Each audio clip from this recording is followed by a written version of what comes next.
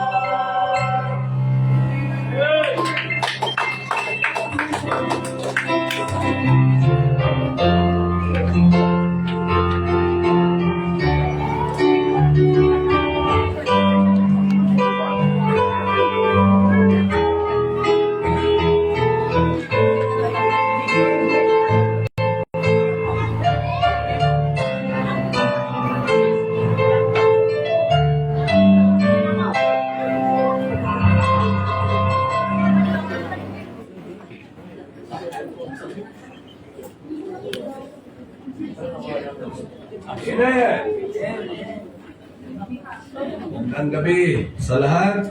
6:31. Lakad ng lakad. Alis ng alis. Sino ba yung lumabas? Magandang gabi sa ating lahat. 1 Kings chapter 19. Yan. Yan po yung ating babasa pag-aaralan ngayon about Elijah, no? Na after the victory sa chapter 18, bigla na lang nanghina at nag-request na gusto niyang mamatay. Dito ko nakita, makinig kayo, na hindi talaga tayo basta-basta pwede mag-request sa Panginoon. Kasi baka pagbigyan ka. Meron na akong narinig mga ganito. Gusto ko na lang mamatay. Alam niyo, huwag kayo magaganyan kasi baka pagbigyan din ng Panginoon. Ha? 1 Kings chapter 19. Kahapon po ng umaga ay tinawagan ako at nagising ako sa isang malungkot na balita, no? Kabilang linya, umiiyak at pinasabi lang, pinabot sa akin na yung kanyang ay nasa pailingan ng Panginoon. Kalungkot din ano. So, ganun talaga ang buhay. 1 Kings chapter 19. Tumayo tayong lahat.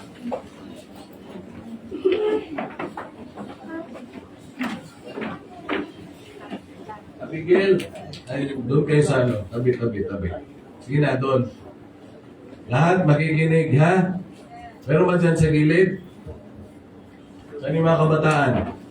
Dapat hindi kayo magtabi-tabi yung mga kasi hindi kayo makakapakinig ng maayos. Alam niyo sabi ng Bible, dapat ang mga Kristiyano ay behave sa lahat sa loob ng church. 1 Timothy 3:15. So what is behave? Ano yung behave? Behave. Ganito yan, yung ikaw ay hindi nanggugulo doon sa mga nakikinig ng seryoso. Yan, yung behave, no? Dapat mga anak ng Diyos behave. Tama ba? Tama po. 1 Kings chapter 19. Magandang hapon sa mga nanonood at makakapanood. Pagpalain kayo ng Panginoon. Babasahin ko verse number 1 to verse 7. Just follow me with your eyes. And Ahab told Jezebel all that Elijah had done, and withal how he had slain all the prophets with a sword. Then Jezebel sent a messenger unto Elijah, saying, So let the gods do to me, and more also, if I make not thy life as the life of one of them by tomorrow about this time. And when he saw that, he arose and went for his life, and came to Beersheba, which belonging to Judah, and left his servant there. But he himself went a day's journey into the wilderness, and came and sat down under a juniper tree, and he requested for himself that he might die. He requested himself that he might die. May mga taong ganun, na lang mamatay, no? And said, It is enough now, O Lord, take away my life. Kunin mo na lang buhay ko. For I am not better than my fathers. And as he lay and slept under a juniper tree, behold, then an angel touched him and said unto him, Arise and eat. Kumayo ka, kumain ka. And he looked, and behold, there was a cake baked on the coals, and a cruse of water at his head. And he did eat and drink, and laid him down again.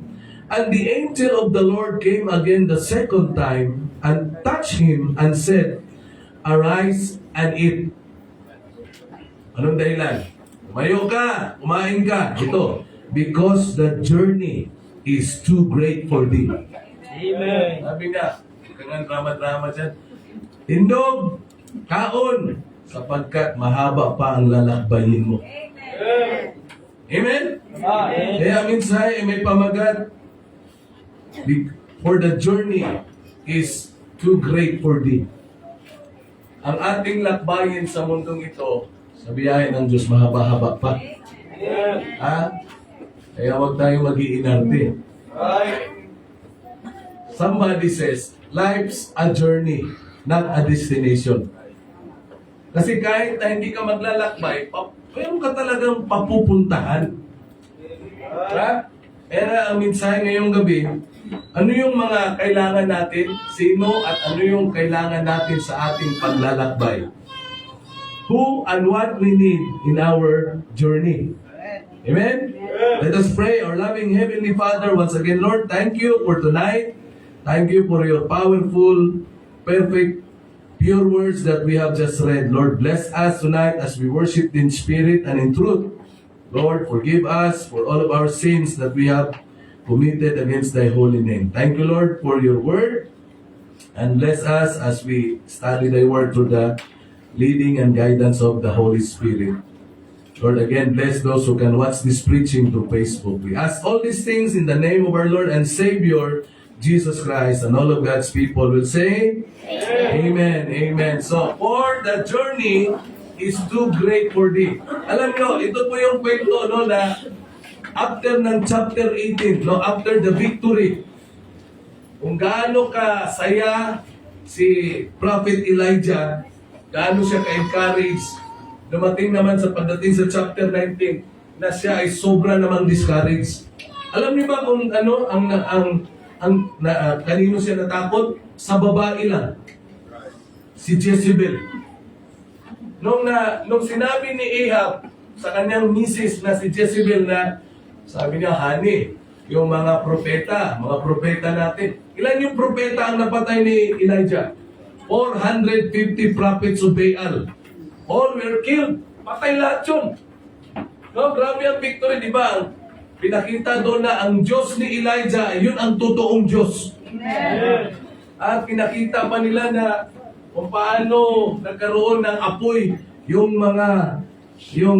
kanilang handog na nagkaroon ng apoy na kahit na hinugasan, binuhusan ng ilang 12 drum ng tubig. Tumawag lang si Elijah sa kanyang Diyos, sa Diyos ng Israel, at nagkaroon ng apoy. Tama po? So, ibig sabihin, napatunayan ni Elijah sa mga tao na ang Diyos na kanyang pinaglilingkuran ay talagang totoong Diyos. Diyos na makapangyarihan. Then all of a sudden, pagdating sa chapter 19, kung gaano siya ka-victorious sa chapter 18, gano'n naman siya ka-discouraged. So, anong ibig sabihin dito? Mga kapatid, ang discouragement, natural talaga yan sa buhay ng tao. Right. May mga panahon na encourage ka, pero time will come, madi-discourage ka. Right. Amen? Amen. So itong si Elijah, sa sobrang discourage niya, alam niyo, tingin niya sa sarili niya, walang kwentang propeta. Kaya ang sabi niya, Lord, take away my life, or I am not better than my fathers. Kunin mo na lang ako, Panginoon, kasi hindi naman ako hindi ako magaling sa mga ninuno ko eh. Anong verse yan? 19 verse number 4. Sabi, grabe no? He requested himself that he might die. Alam nyo, kanina nabasa natin to. Kaya nga, mag-ingat tayo sa mga salita na binabanggit natin. Ayun, kunin mo na lang ako. Pagbigyan ka ng Diyos. Dito, pinagbigyan siya ng Diyos. Sabi ng Diyos sa kanya, sige, kumain ka, pumayo ka.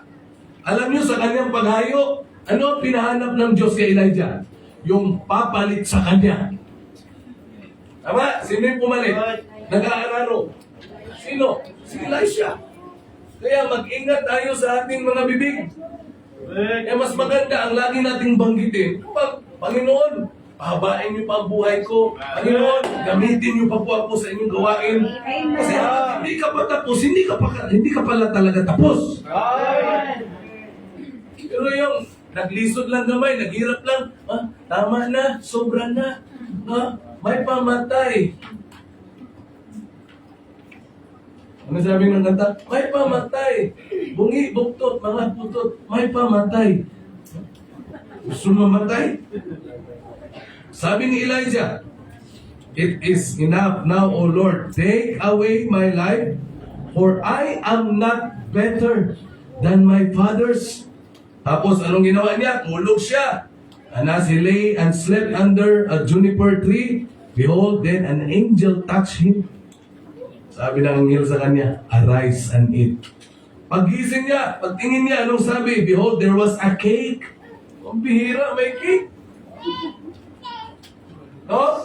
Same Elijah na pinadalhan din ng bread and meat, flesh and bread, hamburger doon sa chapter 17. Dito cake. No? Right. on the coals and a cruse of water at his head, and he did eat and drink. So, dahil sa discourage siya, kita niya, ang mga discourage pala ay nagugutom din pala. Madaling magutom yung mga discourage. Hindi yung mga taong discourage. Kaon lang ng kaon. Right. So kain siya. Pagkatapos siya kumain, tulog na naman. Tulog. Eh, mga tao pa lang pala tulog, mga discourage pala yan. No? Ayaw nang mabuhay ba, no? Ayaw nang kumilos. Bakit? Discourage ka, ba't ka tulog na tulog? No? Tulog na naman siya.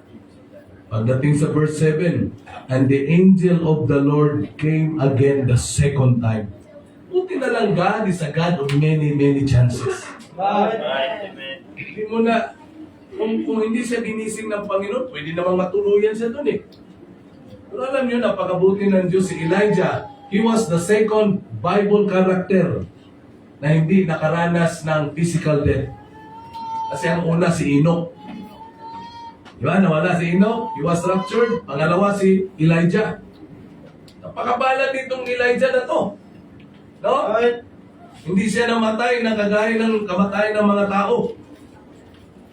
Tapos sabi ng angel sa kanya, arise, verse 8, verse 7, arise and eat. Itong arise and eat, ito yung kadalasang nababanggit ng mga magulang, no? Ha? Napakapalad ng mga kabataan ngayon na may mga magulang na gano'n na gigisingin ka lang. Anak, gising na. Kain na. O, di ba? Right. Napakapalad ng mga kabataan sa panahon namin, hindi gano'n. Tama po. Pag-gising mo, mata, tugway ng baka. Ang bira. Ibig sabihin, kailangan mong gumising kasi kailangan yung baka ay madala mo doon sa mga gubat, mga na mayroong mga damo. Pag hindi ka gigising, mapipilitan ka. Bakit? Latuson man ka. Di ka mo mata, piste ka. Sige mo, alas 5 ng madaling araw. Gigising ka, batang-bata. Ugnaw, sobrang lamig. Iyak na lang eh. Right. Iyak ka na lang eh. Tapos pagbalik mo, asa man mo gitugway? O dito. Kanyang odto, balikin na. Diba sige mag-post? Sa mag-post? Mahikog daw. So, bakit mag-post? Post nga mahinto. Mahinto. Kasi ang baka pag namatay, mahinto talaga ang galaw. Galing talaga. Grabe yung mga terminology ng mga tiguang. Pero ngayon, dito sa atin, napakapalad yung mga kabataan nyo. Ginigising na tayo para kumain. Right. Anak, arise and eat. Ganun lang, ano? Di ba, no? Right. Sino sa inyo nakaranas sa gigisingin para, gising, palay. Magtanim ng palay. Correct. Gising, ang tuba. Kunin mo na. Tama. Hindi ko naranasan yan kasi nandito kay syudad to eh. No? Correct. O minsan naman, gigisingin kami para kami mismo magsaing. Yan Tama. ang panahon namin eh. O gising. Papasok kayo. Panlungag. Magsaing. Ikaw pa magsaing. Tapos ang sasaingin mo, binlod pa. Alam niyo yung binlod? Right. Yung mais na sobrang pino. Sama ning binlod mo sa pagad, badiay ko nga dito. Wala tayong bugas, wala kang magawa. Samantalang kayo ngayon, gising. Pagkagising, nandyan na yung pagkain, di ba?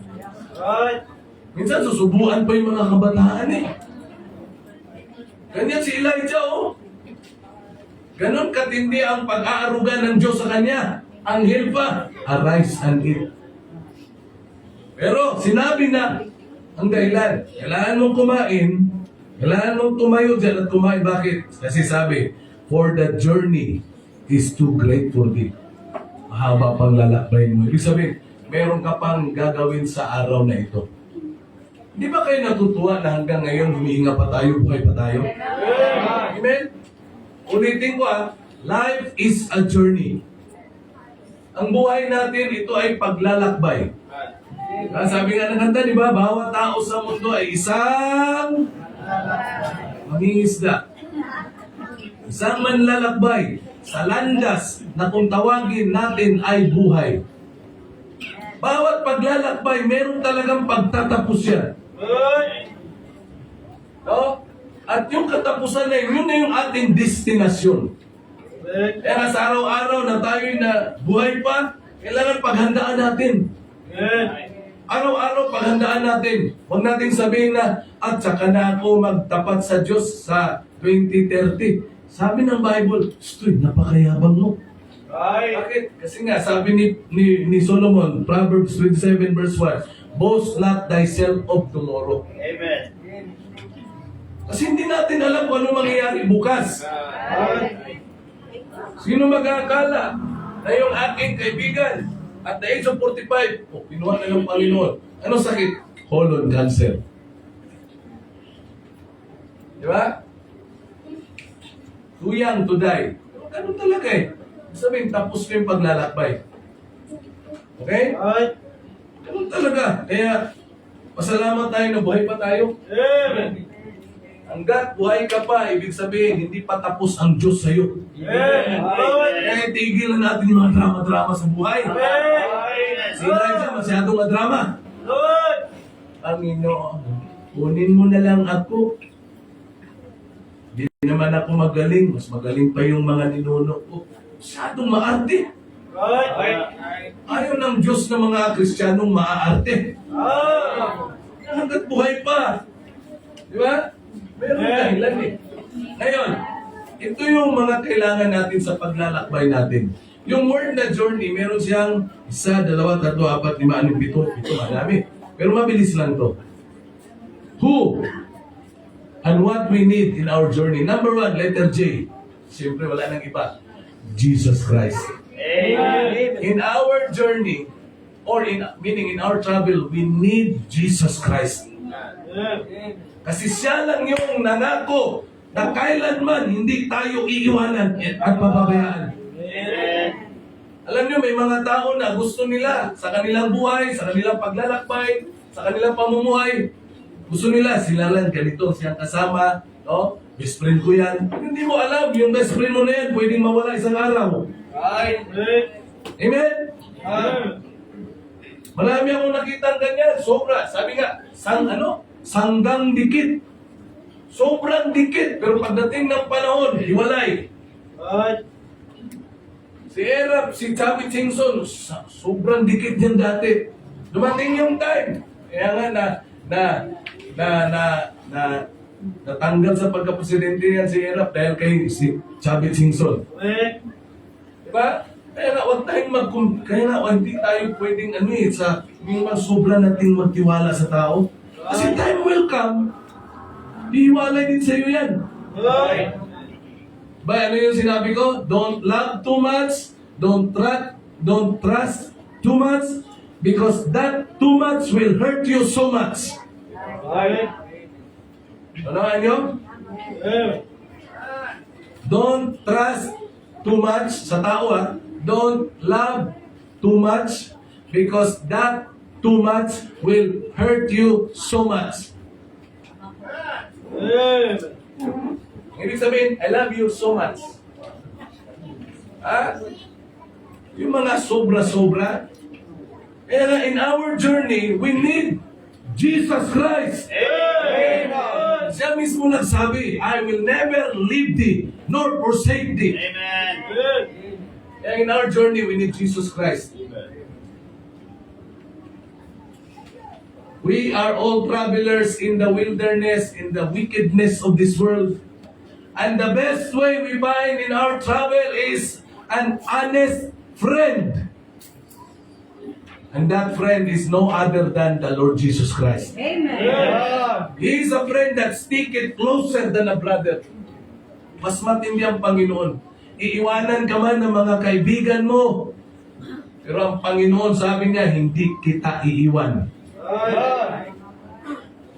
hindi kita pababayaan. Eh, yun ang kailangan natin. Amen?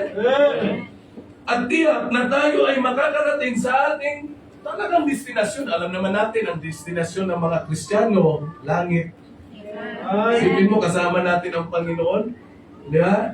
So, anong sabi ng Panginoon? Siya ang daan, ang buhay, at ang katotohanan. Amen? Napakaganda, no? Na tayo naglalakbay. Meron tayong guide, si Jesucristo mismo. Through His Word. Amen? The Bible is our guide. Kaya nga, in our journey, we need Jesus Christ.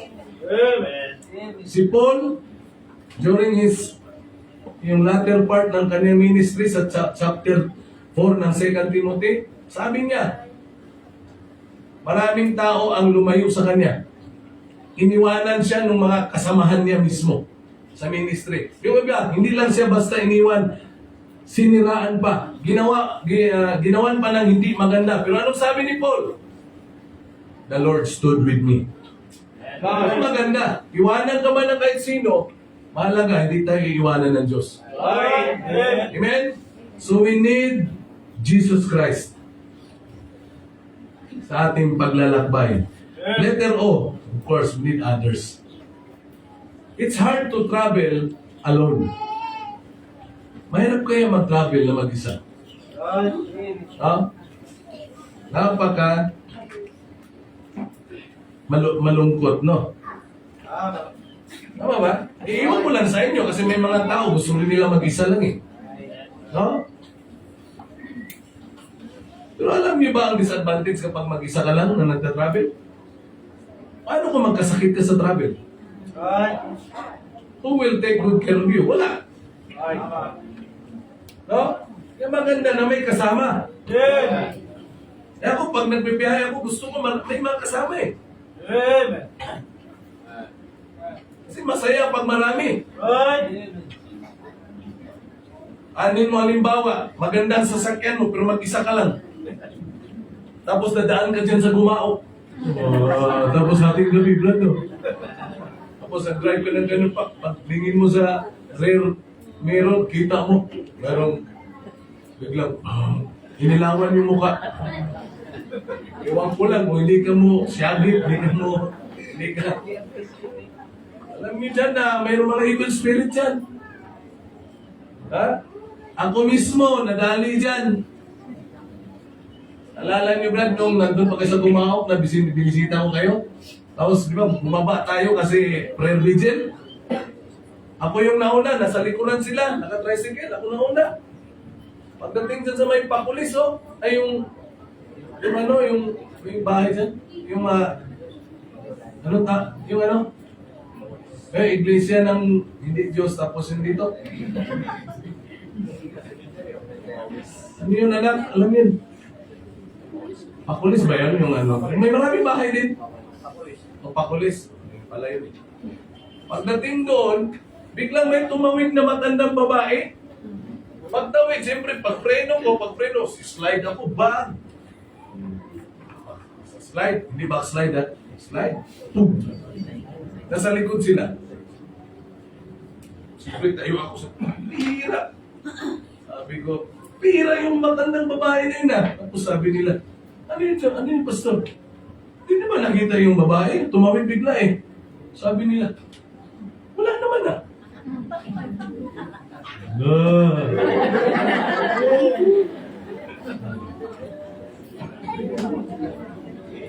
Eh ako pag nagmumotor, hindi ko dumadaan dyan pag mga hating gabi.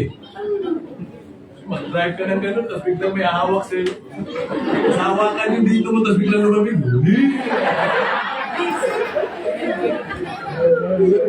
Tapos pa lang nagbibiyahe kayo, marami kayo. No? Yeah, right. To travel alone is a lonely thing. Nakakalungkot yung mag-travel na mag-isa lang. Lalo na ngayon, uso yung picturean. Eh, paano ka magpapicture? Kung may kasama ka, picturean mo nga ako, di ba? Di ba? Hindi ka magpapicture. No? Eh, kung ikaw lang mag-isa, puro ka lang selfie, no? Maganda na may kasama. Tama ba? Napakaganda sa paglalakbay natin. Kaya tayo, Hindi lang tayo naglalakbay sa mundong ito, naglilingkod pa tayo sa Panginoon. Isipin mo kung hindi ka maglilingkod sa Diyos. Hindi nyo ba na-realize kung gaano ka-importante ng church sa buhay ng isang Kristiyano? Ha? Because of the church, our lives became profitable. Dahil sa church, mga buhay natin naging kapaki-pakinabang. Dati, saan tayo? Siyempre, saan tayo napapakinabangan? Sa ministry. Ba, 2 Timothy chapter 4, verse 13, sabi ni Paul kay Timothy, "Take Mark with me, for he is profitable in the ministry." Dati, hindi naman tayo kapaki-pakinabang. Sinong nakikinabang sa atin? Sanlibutan. Sino nakikinabang sa mga pera nyo? Mga tindahan? Puro bili, bisyo. Pero sipin mo, napapakinabangan din dahil sa church. Hindi lamang naging profitable, naging peacemaker tayo. Before, we are all troublemakers. Pero sabi ng Matthew chapter 5, blessed are the peacemakers. Tayo mga peacemaker. Kasi yung mga unbeliever, mga kaaway ng Diyos yan eh.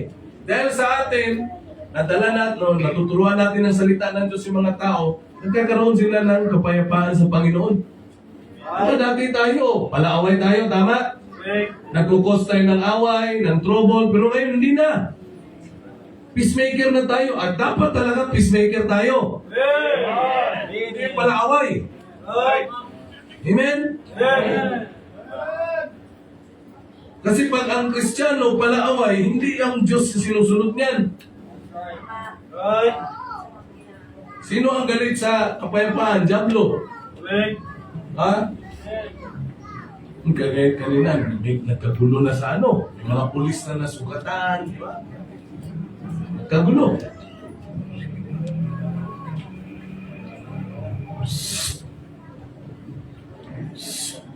Ano nandyan?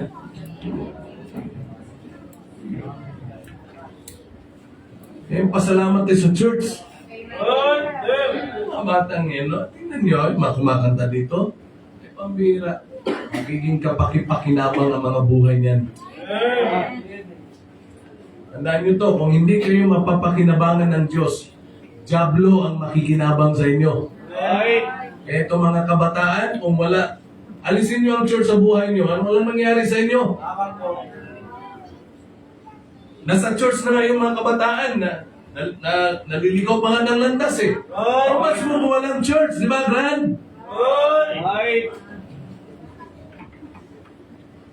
Napaka-importante ng church. No, nagiging profitable tayo, tapos ano pa? Nagiging pleasing yung personalidad natin. Amen. Sipin mo yan. Ano ibig sabihin ng pleasing personality? Ha? Ano ibig sabihin ng pleasing? Ibig sabihin, kaya-aya. Dati mga purma natin, mga walang kwenta. Mga purma pang sanlibutan. Yung purma ng sanlibutan yung walang kakwenta-kwenta. Pero tingnan nyo dahil sa church, ang church tinuturo yung modest apparel. Sabihin mo, mga nakaparong. Tayo ka, Biko Soto. Tayo. Wala si Biko dyan. Tingnan nyo mga itsura nyo. O, di ba? O, ikaw, tayo. Hindi ko sinabing tumawa ka, tayo lang. Hindi, dahil mag-ama. Tayo kayo mag-ama.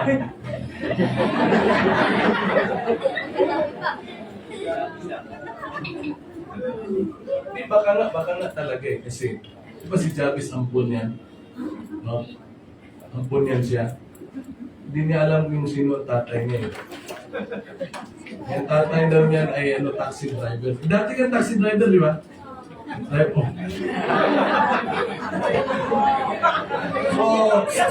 Sali lang. Kasi ako, hindi man ako investigador, pero nakakakita ako ng similarity ba? Yung pag tingnan mo, pagtabihin nyo sila, Mas magkamukha si Jarvis kasi nga naman eh. Kaya pala close sila. Kaya una pala pagkakita, nandun na agad na feel ni Jarvis yung love at first sight. Siyempre, ganun talaga pagkalupo mo eh. Ha? Wala lang yun. Sabi niya sa akin, Pastor, tinanong ko po talaga siya eh. Anong tanong mo? Ha? Anong tinanong mo sa kanya? Meron po ba talaga kayong anak? No. Umiiyak na tuloy siya. No? Isipin mo, kaya huwag yung ilayo yung mga sarili niyo sa church. Amen? Kung meron tayong others na pakikisamahan, yung nasa church. Hindi yung mga other dyan, mga unbeliever. Ilalayo ka lang yan sa Panginoon.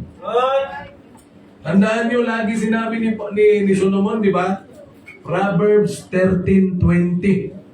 Ang taong sumasama sa mga pantas ay magiging pantas. Ang mga taong sumasama sa mangmang, sumama sa mangmang kasi mangmang eh. Ano sabi? Ay masisira. Ibig sabihin yan, kapag ang mga kasama mong others ay mga unbelievers, masisira ka talaga. Hindi ko sinasabing, baka masira ka. Masisira ka talaga. Ito sabi na Bible eh. Kailanman ang Biblia hindi nagkakamali. At yung mga kabataan, listen. Ha? Others. Kasama natin ang Panginoon sa ating paglalakbay, saka others. Yung others. Other believers. Amen? Yan ang kailangan natin sa ating journey. First is the Lord Jesus Christ. Letter J. Letter O is others. Then in our journey, letter U, we need also understanding. Understanding. Kailangan maunawain natin. Dapat naunawaan natin yung araw-araw ng pamumuhay natin. Understanding. Di ba sabi ko, sa Sunday school natin yan eh. Isa sa benefit ng understanding is happiness. Kasi when you understand all things, you will become happy. Magiging masaya ka. Diba, sa pag-ising mo sa umaga, may sakit ka, dapat maunawaan mo na ang sakit, parte talaga ng buhay yan. No? Pero pag hindi mo maunawaan, talagang hindi mo ma-enjoy. So ang buhay talaga, kailangan natin ng understanding. At siyempre understanding na mula sa salita ng Diyos. Ano sabi doon sa Psalm 119, 130? Open your Bible. Psalm 119, verse 130. Malapit na. Kasi ano na tayo, di ba? Yun na. So in our journey, we need letter J, Jesus Christ. He is the best companion. Incomparable companion. Hindi mo pwede siyang maikumpara sa ibang mga pwedeng makasama mo. Sabihin nun, ayun si ganito sa sobrang bait. Wala na mas babait pa sa ating Panginoong Yesus. Yan ang incomparable companion. Then others. Kailangan natin, mahirap mamuhay na mag-isa lang. Amen?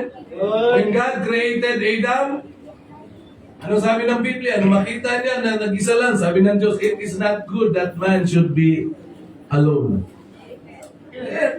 Lumika ulit ng isa. Yan, si Eve. Kasi dapat talaga merong may kasama. May companion talaga.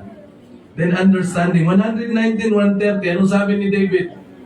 The entrance. Go, ready, read. Go.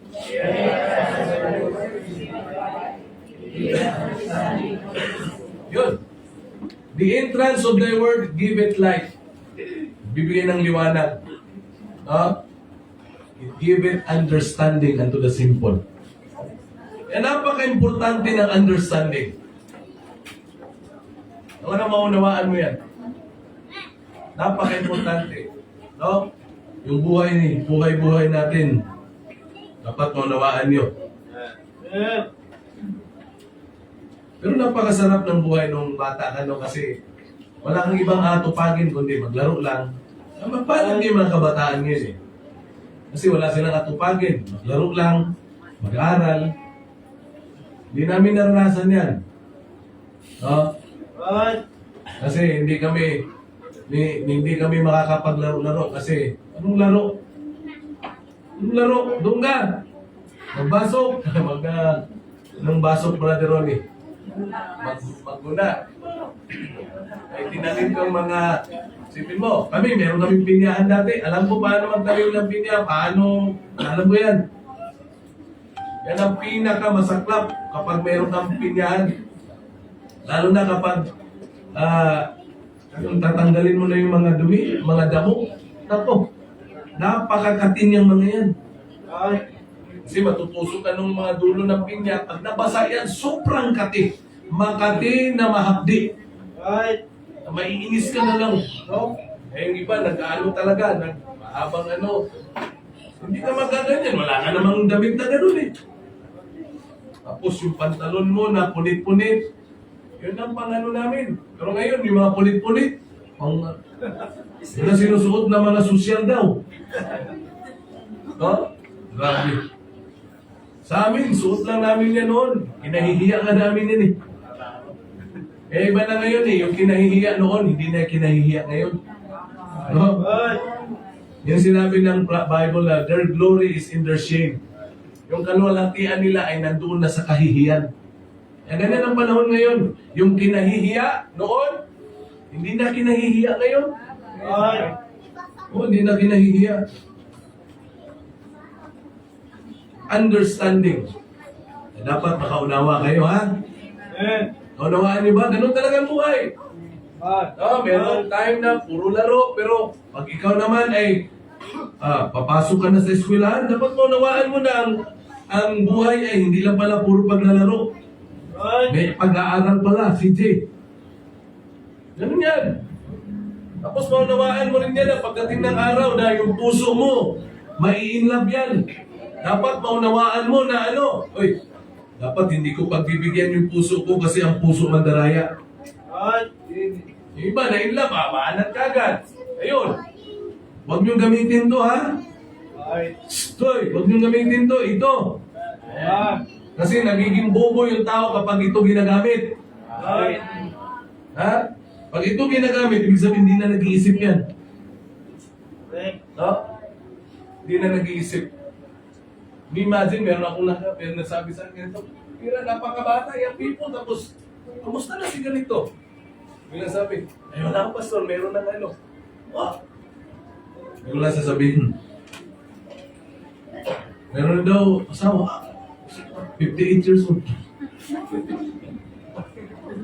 Mas maganda pa sa tatay niya.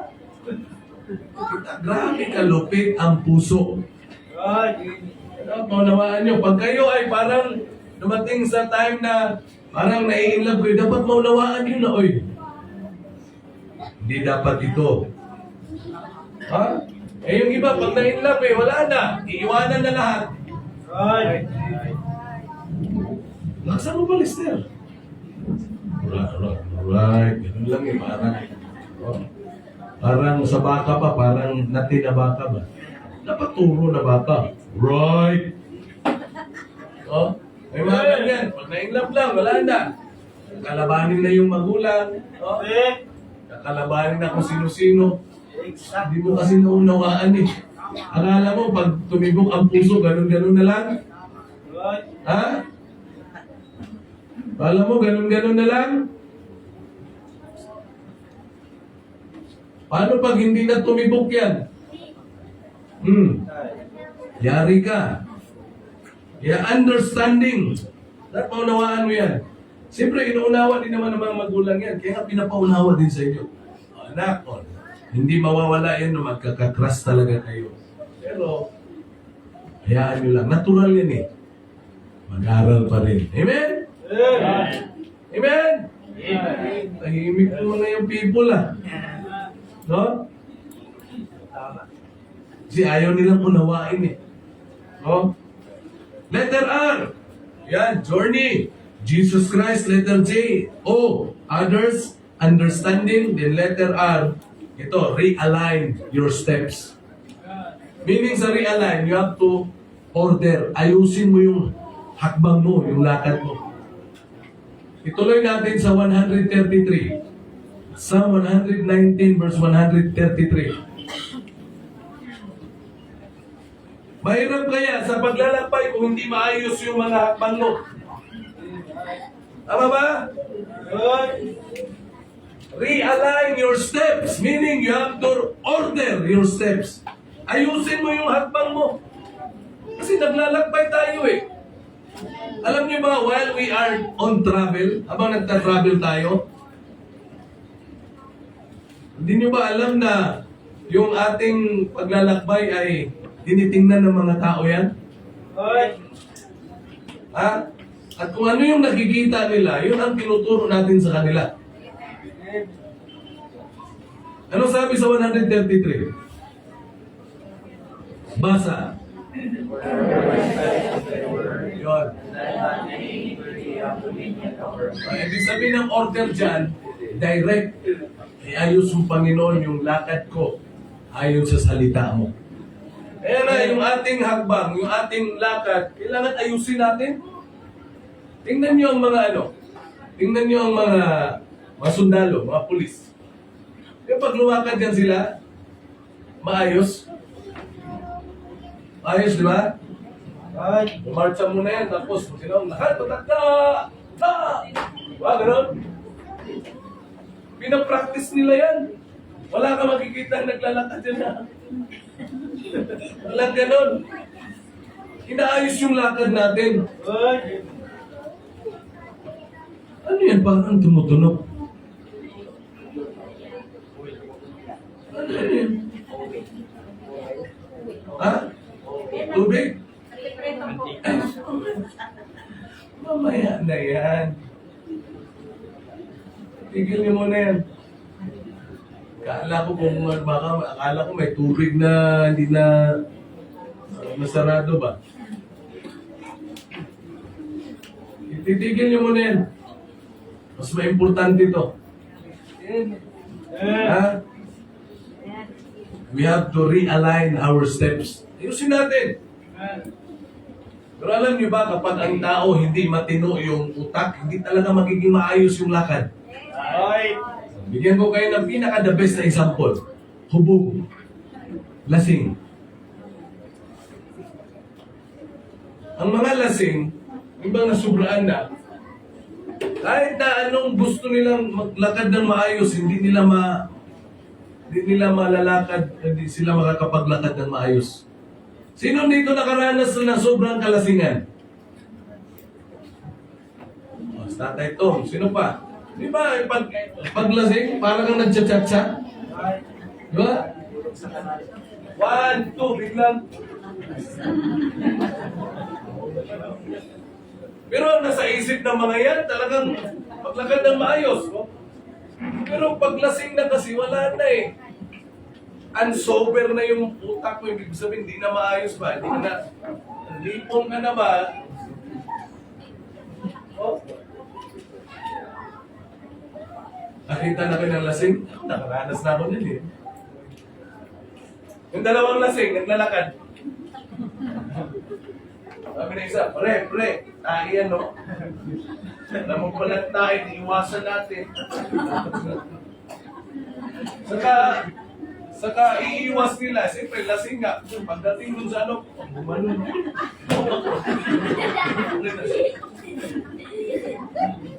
So, saka, ha? Bakit? Ano ba? Mamaya na. Importante ba? Emergency? Bakit? Ano nangyari? Tama naman na may pagkain tayo, pero mas importante itong mamaya na yung pagkain. Alam, sayang eh, para sa'yo ito. Yun na yun. Di ba? Isipin mo pag nalasing ka, wala sa katinuan yung mga pangungusap mo, hindi maayos, di ba? Right. Kayo, naranasan natin yan. Correct. No? Tapos bigla kang tumatapang. Right. No? Ganun yan eh. Ano ibig sabihin? Pag yung hakbang natin, yung lakad natin, hindi naaayon sa salita ng Diyos, hindi talaga matino yan. Right. Kahit sa tingin mo, parang matino. Sabi ng Bible, Proverbs 14:25, 14:12, ng Proverbs at Proverbs 16:25, there is a way which seemeth right unto a man, but the end thereof is destruction. At sa tingin mo, parang tama, pero dulo pala. Ganyan yung mga lasing. Right. Di ba? Kahit, kaya nga, ang daming nadidisgrasya na lasing. Right. Nagmotor, akala niya, no, nasa Kalinga tayo, di ba? Sino kasama ko sa Kalinga? Ha? Sino yun? Ikaw, John, sino pa? Sino kasama ko sa Kalinga? Oh, sakay kami. Ako nagdadrive. Sa unahan ko, merong nakamotor. Uy, lasing to, lasing. Tapos maya-maya nakita ko, yung kabilang linya, gumanon siya. Muntik na siyang mabangga. Sabi ko, lasing talaga to, lasing. Lasing. Kita ba ang lasing? Wala sa ayos. Right. Out of order. Wala sa alignment. Ginawa ni Junior, binidyohan. Sabi, ano yun? Kaya ako nagdilang anghel eh. Sabi, madidisgrasya to, madidisgrasya. Binidyohan. Maya-maya, boom! Sumimplang. Simplang talaga siya. Buti na lang eh. Ako yung nakasunod na. Pero kagandahan din sa lasing, pagkasimplang, pak! Tayo agad. Hindi niya matayo eh. Hindi niya matayo. Doon din sa, sa stansya. Papunta yata, wala man ako noon, kung time na yon, Pastor Jerry, Pastor Ray, galing sila yung stansya, papuntang, Limeri. Ang haling tapat, may lasing at motor na disgrasya. Sumimplang, bumangga kila Pastor Ray. Pum! Pagtingin na, grabe, duguan, no? Duguan. Tinignan nila. Buhay naman, humihinga. Maya-maya, umupo eh. Tumutulo yung dugo, umupo. Oh, okay ka lang. Sabi niya, ang init. Baliwala yung kanyang mga sugat. Na ano siya sa init ng kalsada. Ang init. Ang init. Yun pala ang advantage pag nakainom, no? Baliwala yung sakit. Kita nyo, kaya nga, let us realign our steps in the Word of God. Hindi tayo basta-basta lang nakikilos na hindi naayon sa salita ng Diyos. Amen? Yeah. Letter N. Oy, malapit na. Ano yung letter J? Jesus Christ. Kailangan natin siya sa ating paglalakbay. Letter O, we need others. Pwede rin umpong, no? Masaya kaya pag kasama mo umpong. You understanding. Realign our steps. Letter N. Siyempre sa paglalakbay, you need to neglect hindrances. Kailangan baliwalain mo yung mga hadlang. Kasi sa paglalakbay, maraming hadlang. Diba? If you travel, diba? Gusto mo mag-travel. Sa daanan mo, maraming mga hadlang dyan. Right. Maraming mga hadlang mo yung mga kaibigan mo. Diba? Magta-travel ka from your house papunta sa church. Oh, baka paglabas mo, meron ka mga kaibigan dyan, pre, tagay ka muna. Mga hindrances yun. Right. Tama ba, Tatay Tom? Tama. Tagay ka muna. Kaya nga, you have to neglect them. Iwalay mo. Tama ba? Yeah. Kasi pag hindi mo sila babaliwalain, hindi ka makakarating sa paruroonan mo. Or baka makarating ka nga, pero hubog na. Minsan si tatay itong pumasok dito eh. Namumula yung mga ba? Meron ay pala nakainom. Kasi sumabit na kung sumabit kung saan-saan eh. Oh. Diba tayo? Tama tayo? Oh. Mas makikipag-debate pa yun. Sabi ko, saka na tayo. Di kita matatalo kasi hindi pa ako nakainom. Pag nakainom ka na yan ang kailangan marunong hindi tayo mag-neglect, no? We must go straight for God. Diba sa Joshua 1:7, anong sabi ng Panginoong Diyos kay Joshua? Joshua, just go straight. Go not to the left nor to the right. Just go straight. Para makarating ka ng maayos doon sa patutunguhan mo. Ang daming mga tao na nandyan lang sa tabi-tabi natin, mga kaibigan, kung sino-sino pa, na gagamitin sila ng diablo na maging hadlang. Minsan may wala sa labas kundi sa loob ng tahanan daming hadlang. Oh? Tama ba? Huwag ka, you have to neglect hindrances para makarating ka talaga doon sa patutunguhan mo. Kayo mga nag-aaral, ano bang goal nyo?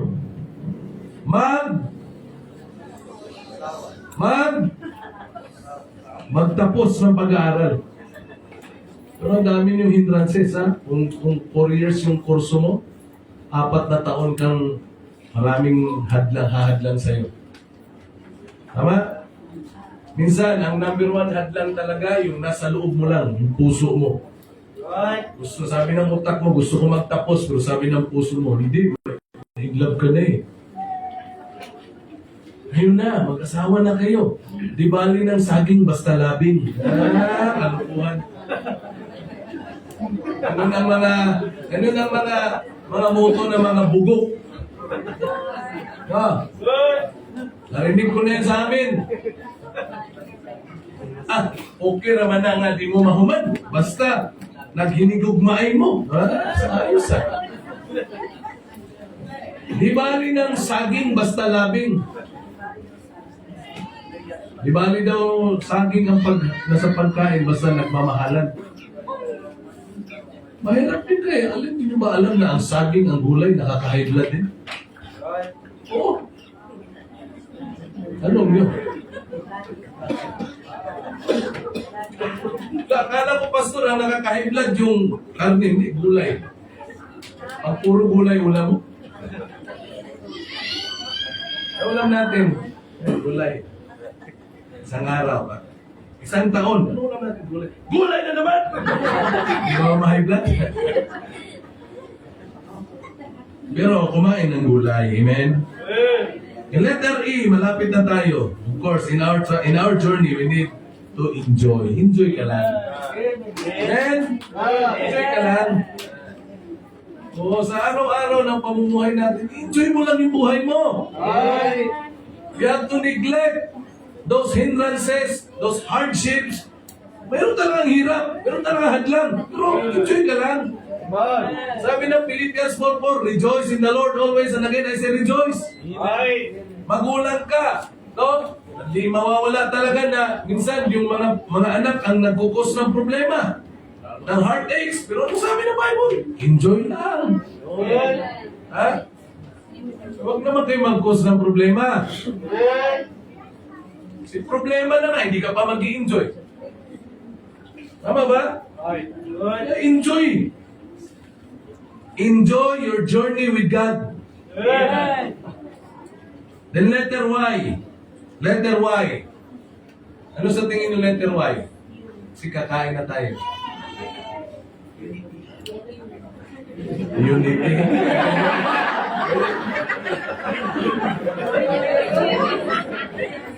Bigyan nyo doon naman ng pagkain na.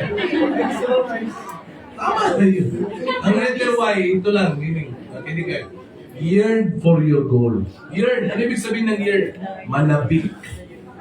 Manabik ka saan? Sa goal mo. Ano ba yung goal mo? Dapat yun ang pananabikan mo eh. Kung estudyante ka, ang goal mo magtapos. Dapat manabik ka na isang araw. Magmamarcha ako dyan sa States, tapos magsusuot ng toga. Amen? Tapos bago akit pala, nasa baba ka, tapos sasabihin ng ay, ganito, power vested upon me, I confirm you as graduates. Tapos gaganunin nyo. Diba? Dapat yun ang kasabikan nyo. Yearn for your goal. Tayo as a church, what is our goal? We are yearning for our church building. Dapat mananabik kayo sa ating building. Amen? Amen ba? Masarap na yung pananabik ko, no? No? Uy, magtatapos na ako. Lalo na, di ba kasayahan ng mga magulang? Kapag mga anak natin nag-aaral, ano? Di ba kapanapanabik na yung anak mo? Alam mo na 4th year na, magtatapos na, no? Tapos tatawagin na sa stage, no? Ate Beng, no? Anong ni Lawrence? Ha? Oh, IT, ano IT? Iting na tao? Ano IT? Information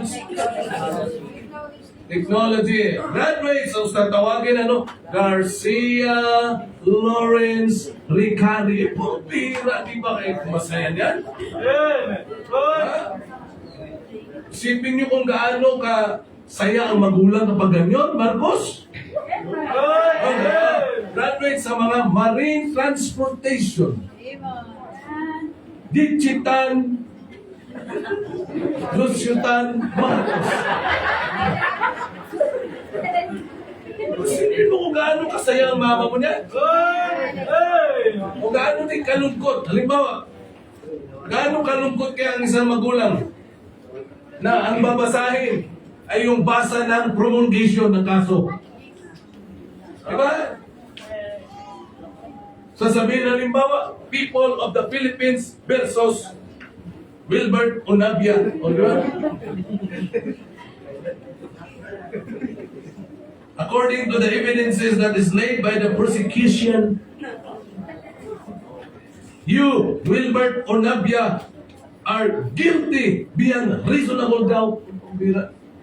Alam mo ba kung sinong malulungkot? Mga magulang mo. Mga kaibigan mo. Tama?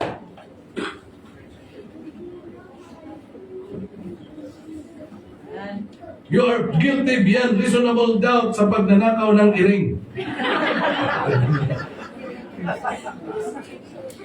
Iring lang pala eh, nakawin mo pa. Diba? Nakakalungkot yan eh. Sa isang banda, yung mga nagreklamo, yun ang masaya. Pero sabi nga, sa isang courtroom, laging merong malungkot dyan. Ang malungkot, siyempre, yung mahal sa buhay nung akusado. Nakita na ako ng gano'n, binasahan ng ano. Grabe ang saya ka na kapag this court finds you acquitted ng pambira. Sobrang saya ng ano, ng akusado. Pero yung pinakamalupit yung guilty beyond reasonable doubt.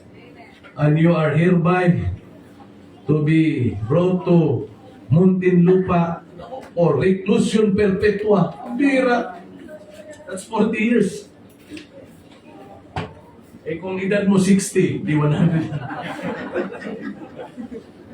Kung ano mamatay. And in our journey, yung letter Y, you have to yearn for your goal. No? Kailangan meron kang goal. Meron kang gustong marating sa buhay. At yung goal mo na yan, yun ang pananabikan mo. Walang goal na madali. Walang goal na madali.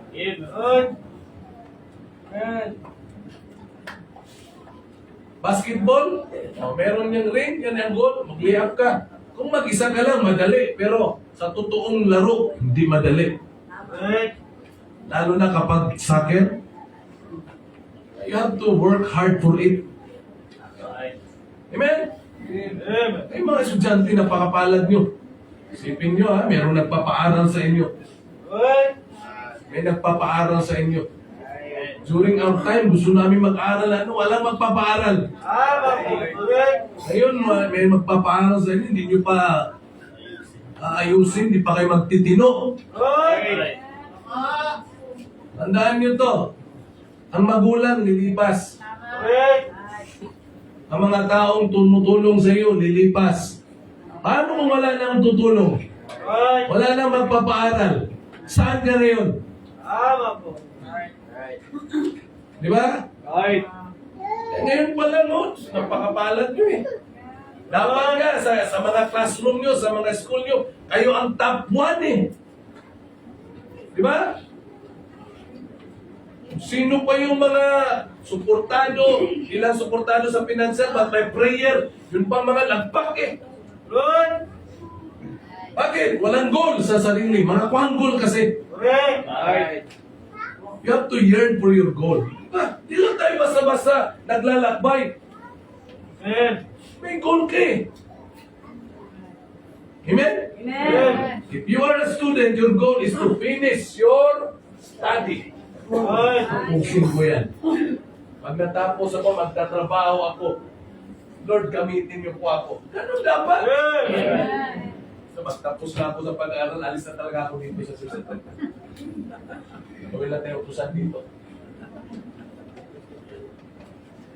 Kalimutan ko na sila lahat. Bahala ka sa buhay niyo. Right. At least kahit na anong gawin niyo, party pa rin yung church sa buhay niyo. Amen. Right. Hindi mo na mabubura sa istorya ng buhay mo yan kahit na ayaw mong i-istorya, ayaw mong pagsabi. Kasama yung church sa buhay mo. Right. You have to yearn for your goal. Yearn it. Manapik ka. Di ba? Amen. Iba sa inyo siguro nananapik na rin sa niluluto, no? Habang tumutulog, iba. Kako na naman. Kako na naman. Dapat kung gaano tayo manabik sa pagkain, ganoon din sa ating paglilingkod sa Diyos. Amen. Amen ba? Amen. Ha? Arise and eat. Bakit? For the journey is too great for you. So in our journey, we need number 1. Kaya number 1 lang, we need Jesus Christ. Amen. Kasi hindi kailanman siya mang-iiwan. Right. Kailanman hindi siya mang-iiwan. And we need others in our journey. Amen? Amen. And we need the understanding. Kailangan meron kang pangunawa. The letter R, you need to realign your steps. Ibig sabihin, you have to order your steps. Ayusin mo yung hakbang mo. Kasi ang taong hindi maayos ang hakbang ay wala sa katinuan ng pag-iisip. Right. Sabog yung utak. In letter N, you have to neglect hindrances. Pwede mo dagdagan yan. Neglect hardships. Meron talagang hirap. May mga hirap. Hayaan mo lang yan. Hirap lang yan eh. Pinoy ka.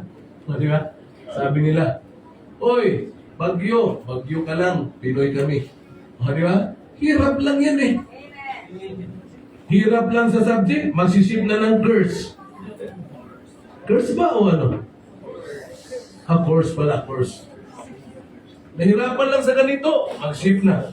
Nakasyam na taon na. Mag na eh. Magna 9 years na sa college. Hindi pa natapos. Bakit? Nahirapan eh.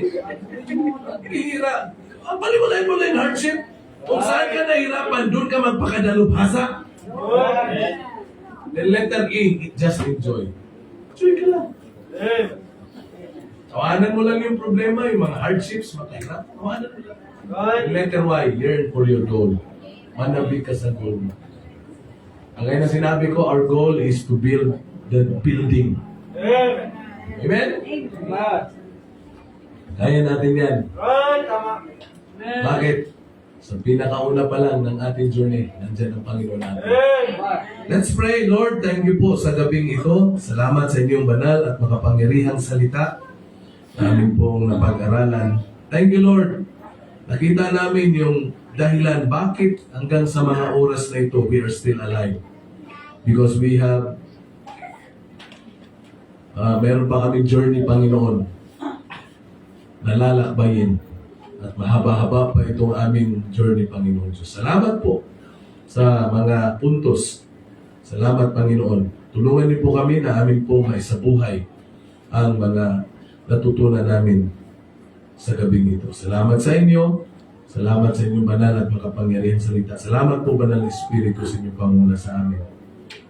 Patawarin niyo po kami sa mga kasalanan na aming nagawa. Laban sa inyo. Lord, i-bless niyo po ang aming pagkakaloob sa gabing ito. Ang lahat ng ito'y dalangin namin hiling sa pangalan po ng Panginoong Jesus. Amen. Okay, let's give our offering.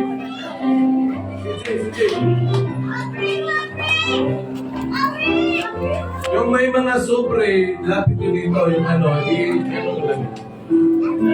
Ay, di na po ito kasama. Yan na po yan.